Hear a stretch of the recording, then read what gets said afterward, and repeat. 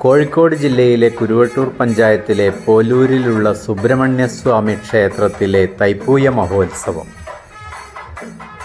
എൻ്റെ വീടിനടുത്തുള്ള ഈ ക്ഷേത്രത്തിലെ ഉത്സവം കാണാൻ ഞങ്ങളുടെ കുടുംബാംഗം മറീനയുടെ കൂട്ടുകാരായ മോസ്കോ സ്വദേശികൾ കരീനയും വ്ലാഡും ഞങ്ങളോടൊപ്പം ഉണ്ട്.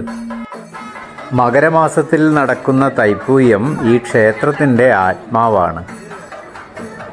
തൈപ്പൂയത്തിൻ്റെ പ്രധാന ആകർഷണമാണ് കാവടിയെടുപ്പ്.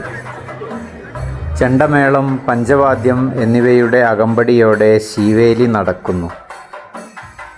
കോഴിക്കോട് രാജാവായിരുന്ന സാമൂതിരിയുടെ സാമന്തനായിരുന്ന പോർലാതിരിയുടെ നാട് ആയിരുന്നു പോലൂർ എന്ന് പറയപ്പെടുന്നു.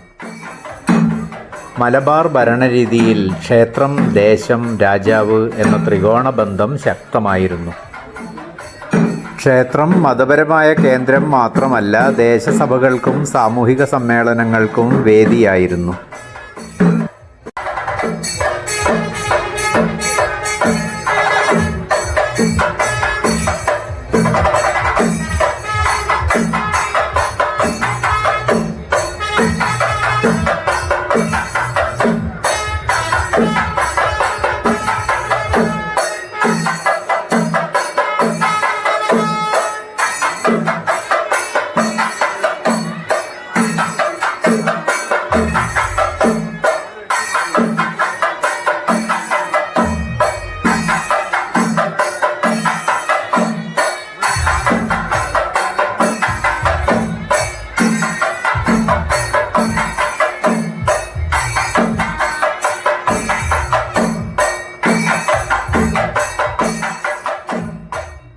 പരമ്പരാഗത കലാരൂപങ്ങളും ക്ഷേത്രകലകളും അരങ്ങേറുന്ന രാവുകൾ.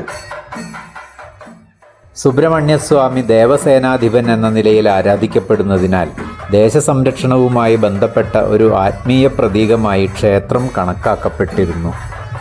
തൈപ്പൂയ മഹോത്സവം പോലുള്ള ആഘോഷങ്ങൾ ആ പാരമ്പര്യത്തിൻ്റെ തുടർച്ചയാണെന്ന് പറയാം. നമ്മുടെ നാട്ടിലെ ആചാരങ്ങളും ചടങ്ങുകളും ഉണർത്തിവിട്ട കൗതുകങ്ങളുമായി ഞങ്ങളോടൊപ്പം വന്ന റഷ്യക്കാർ പോലൂരിനോട് വിട പറഞ്ഞു.